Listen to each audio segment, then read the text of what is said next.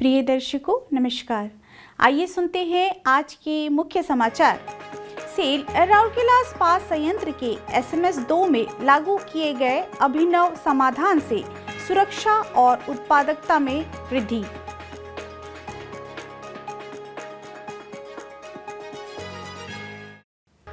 Cell Rourkela इस्पात संयंत्र द्वारा पांचवांचल ग्रामों के छात्रों को 9.6 लाख रुपए की वित्तीय सहायता प्रदान।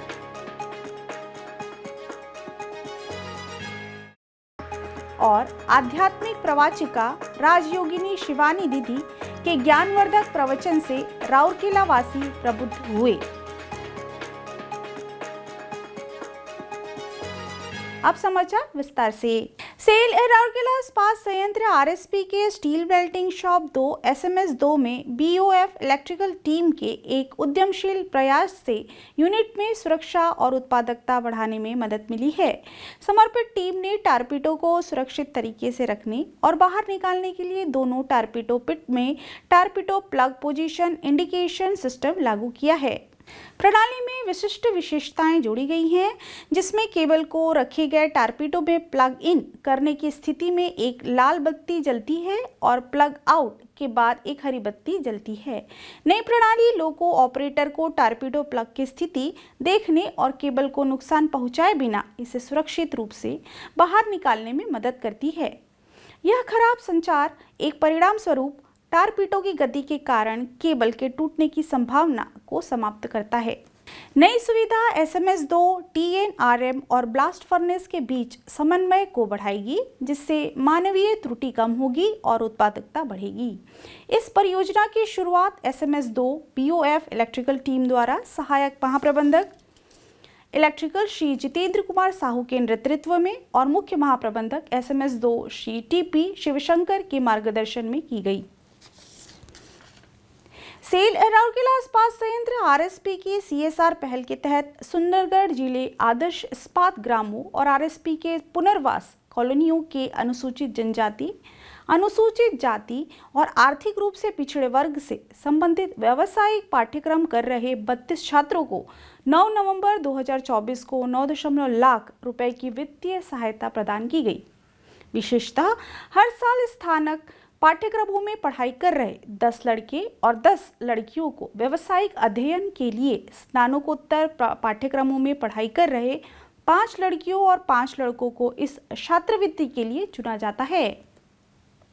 उनमें से प्रत्येक को प्रतिवर्ष 30,000 रुपए की वित्तीय सहायता प्रदान की जाती है, यानी कि 2 साल के स्नातकोत्तर पाठ्यक्रम के लिए 60,000 रुपए, बीटेक जैसे 4 साल के लिए स्नातक पाठ्यक्रमों के लिए 1,20,000 रुपए और 5 वर्षीय MBBS कोर्स के लिए 1,50,000 रुपए चयनित छात्रों को उनमें शैक्षणिक प्रदर्शन और उचित दस्तावेज जमा करने के अनुसार वार्षिक आधार पर किश्तों में छात्रवृत्ति राशि दी जाती है।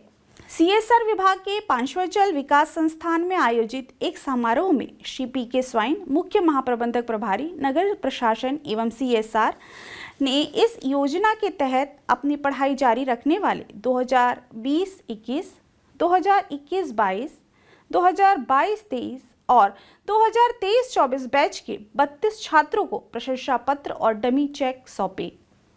मुख्य महाप्रबंधक नगर इंजीनियरिंग और बागवानी श्री BK जोजो समारोह के सम्मानित अतिथि थे।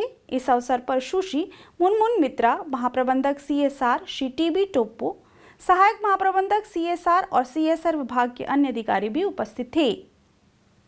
आरंभ में सुश्री मुनमुन मित्रा ने सभा का स्वागत किया और योजना के बारे में जानकारी दी, जबकि श्री TB टोप्पो ने औपचारिक धन्यवाद ज्ञापन प्रस्तुत किया।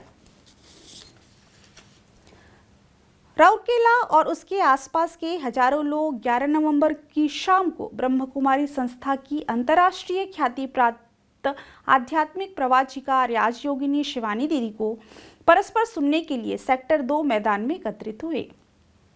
इस अवसर पर उपस्थित गणमान्य व्यक्तियों में रघुनाथ पाली के माननीय विधायक श्री दुर्गा तांती, राउरकेला के माननीय विधायक श्री शारदा प्रसाद नायक, मनई के माननीय विधायक श्री समुत मुंडा, RSP के निर्देशक प्रभारी श्री अतनु भौमिक, RSP के कार्यपालक निदेशक मानव संसाधन सह अतिरिक्त प्रभार परियोजनाएं श्री तरुण मिश्र, आरएसपी के कार्यपालक निदेशक वित्त एवं लेखा श्री ए.के. बेहुरिया, बीपीयूटी के कुलाधिपति डॉक्टर अमीय कुमार रथ, एनआईटी राउरकेला के निदेशक प्रोफेसर डॉक्टर के उमा महेश्वर राय, सीआईएसएफ के वरिष्ठ कमांडेंट श्री अशोक जालवेनिया और अन्य कई संस्थानों के मुख्य शामिल थे। अपने आकर्षण और प्रेरणादायक संबोधन में शिवानी दीदी ने अराजकता के दौरान आंतरिक शांति को बढ़ावा देने के तरीकों पर प्रकाश डाला और आंतरिक मन की शांति के महत्व को रेखांकित किया। उदाहरण देते हुए और छोटे छोटे अभ्यासों के माध्यम से उन्होंने विभिन्न स्थितियों के बीच दूसरे मन के नियंत्रण और जिस तरह से यह अपनी सकारात्मक और नकारात्मक चिंतन के साथ आसपास के वातावरण को प्रभावित कर सकता है, उस पर विचार विमर्श किया। उन्होंने सभी से परमात्मा से जुड़ी एक उच्च चेतन आत्मा की ओर प्रयासरत रहने का आग्रह किया, ताकि विचारों, वाणी, कार्यों और व्यवहार के बीच तालमेल बिठाया जा सके, ताकि सच्चे आत्मा, सच्ची खुशी और एक मुक्त आत्मा का एहसास हो सके। प्रवचन को समापन, क्षमा और आशीर्वाद की शक्ति पर प्रकाश डालने और विभिन्न मूल्यों के बीच फंसे समाज में एकता, सम्मान और भाईचारा लाने के लिए ध्यान मनन के अभ्यास करने के आग्रह के साथ हुआ। आज के हिंदी समाचारों में बस इतना ही। नमस्कार।